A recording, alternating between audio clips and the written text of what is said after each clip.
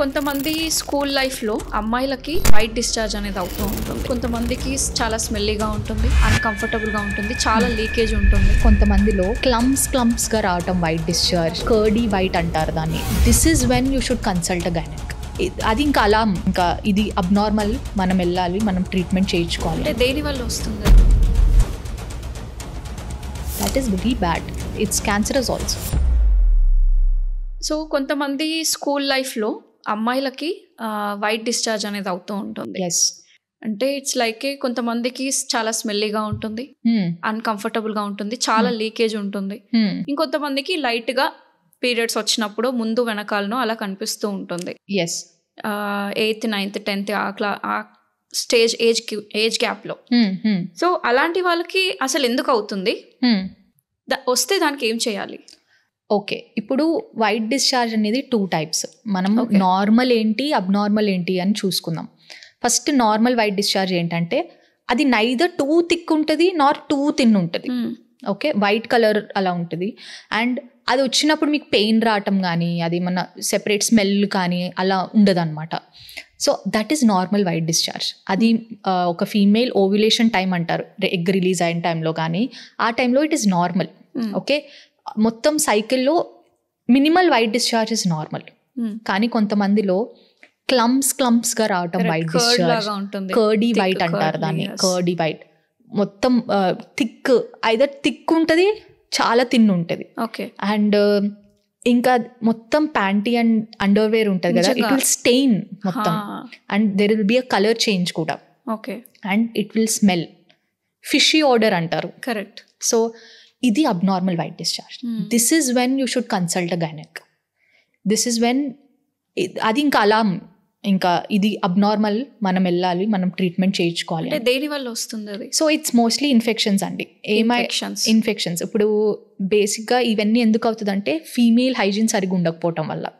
So female hygiene అంటే ఏంటి, చాలా మంది యూరిన్కి వెళ్తారు and then they'll put on their underwear, అట్లానే ఆ ఏరియా అంతా వెట్ ఉంటుంది. పీరియడ్స్ టైంలో దేల్ పుట్ ప్యాడ్, ఎన్ని అవర్స్కి ప్యాడ్ చేంజ్ చేసుకుంటారు. అసలు I have seen people 12 hours కూడా ప్యాడ్ చేంజ్ అవ్వదు, ఒక డే అంతా అలానే పెట్టేసుకుంటారు. ఇదంతా it causes. And that vaginal area inbuilt గానే ఎసిడిక్ ఎన్వైరన్మెంట్ ఉంటుంది. pH ఆఫ్ అ వెజైనా చూసుకుంటే 3.8 నుంచి 4.5 వరకు ఉంటుంది. అంటే వీఆర్ ఇన్బిల్ట్, ఆ ఇమ్యూన్ సిస్టమ్ ఆల్రెడీ ఇన్బిల్ట్ ఉంది ఒక ఫీమేల్ లో. pH బ్యాలెన్స్ మెయింటైన్ చేయాలి. ఎగ్జాక్ట్లీ, pH బ్యాలెన్స్ మెయింటైన్ చేయాలి.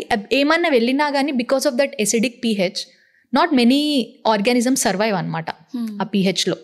సో మనం మేనేజ్ చేయొచ్చు.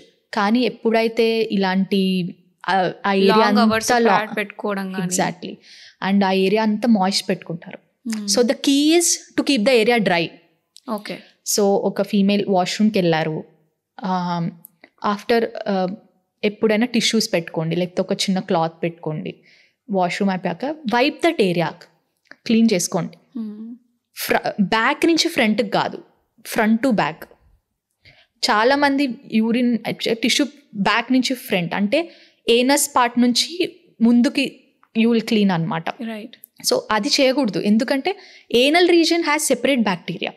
ఓకే, అది మళ్ళీ అది వెజైనాలో ఈజీగా ట్రాన్స్మిట్ అయిపోతుంది. Right. So when you're cleaning front నుంచి బ్యాక్కి క్లీన్ చేసుకోవాలి. ఆర్ యూజ్ ఎ సెపరేట్ ఒక టిష్యూ, అక్కడ ఫ్రంట్ క్లీన్ చేసుకున్నారా, బ్యాక్కి సెపరేట్ టిష్యూ పెట్టుకోండి. That is one good thing. And ఎప్పుడు ఆ ఏరియాని డ్రైగా పెట్టుకోవాలి. ఓకే, అండ్ కొంతమంది you know they are more particular about cleaning అనమాట. రైట్. పబ్లిక్ టాయిలెట్స్ వాడినప్పుడు బీ సేఫ్. ఇప్పుడు అవి కూడా వస్తున్నాయి కదా, ya, what we call urine ని డైరెక్ట్ గా యు నీ నాట్ సిట్ అక్కడ దాని మీద. Ya you can use that.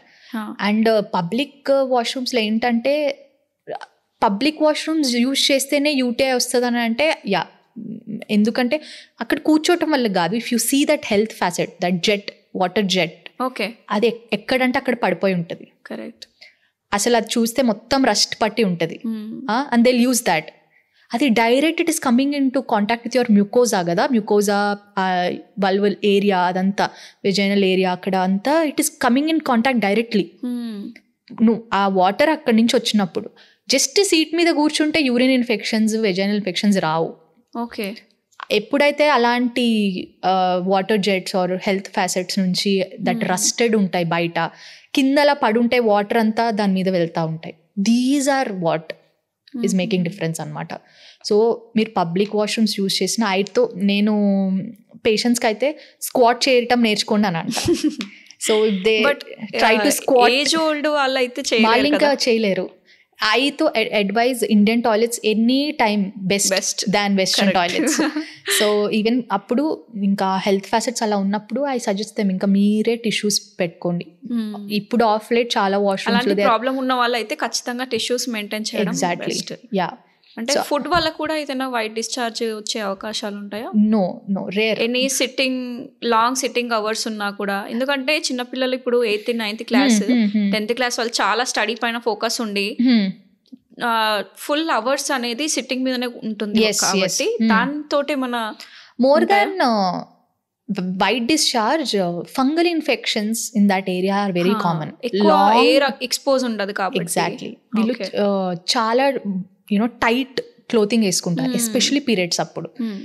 Periods అప్పుడు చాలా టైట్ అండర్వేర్ కానీ, already you're going through so much, అంత టైట్ అన్బ్రీతబుల్ నాట్ బ్రీతబుల్ అలాంటివి వేసుకుంటారు, సింథటిక్ క్లోత్స్ అని. వేరే cotton panty, change pads every 4 to 6 hours change చేసుకోండి pads and dispose it safely. ఆ ఏరియా నీట్గా వైప్ చేసుకోండి. పీరియడ్స్ ఉన్న రోజులు ఆర్ అదర్ డేస్ కొంతమంది ఉంటారు ఇంకా అదే క్లీన్ చేసుకోమన్నామని చెప్పి దే విల్ క్లీన్ ఇన్సైడ్, డూషింగ్ అంటారు దాన్ని. You should not do that when vagina has a good capacity to clean it self. మీరు అంత pH మెయింటైన్ చేయాలన్నప్పుడు మీరు అదే పనికి అంతంత వాటర్, సెంటెడ్ సోప్స్ అంటారు, సోప్స్. సోప్ ఇస్ ఆల్కలైన్, అలా pH 7 to 10 ఆ మధ్యలో ఉంటుంది. మీరు అలాంటి సోప్స్ మీరు వెజైనా లోపల పెట్టి ఆర్ ఆ సోప్స్ అలా డూషింగ్ చేస్తే ఇట్ వోంట్ ఈజీలీ అప్పటి వరకు నార్మల్ ఉన్నది easily able to contact infections అనమాట. మేబీ అందుకేనేమో అక్కడ ప్రైవేట్ పార్ట్స్ అన్ని కూడా డార్క్ అవ్వడం స్టార్ట్ అవుతాయి. Yes. Okay. Even your pads, కొన్ని కంపెనీ ప్యాడ్స్ పైన థిన్ లేయర్ ఆఫ్ ప్లాస్టిక్ ఉంటుంది, షైన్ అవుతుంది if you see. That is very bad. It's cancerous also. Yeah. The chemicals they use, the gel they use in that, it is cancerous. ఇప్పుడు patient education కానీ బయట female education చాలా ఎక్కువైంది. And even companies are producing మంచి pads వస్తున్నాయి ఇప్పుడు, which is made of corn starch అని. Though మరి effective to what extent pads select చేసుకోవాలి మరి? Anything which doesn't have plastic. ఈ షార్ట్ వీడియో మీకు ఖచ్చితంగా హెల్ప్ఫుల్ అయింది అని అనుకుంటున్నాను.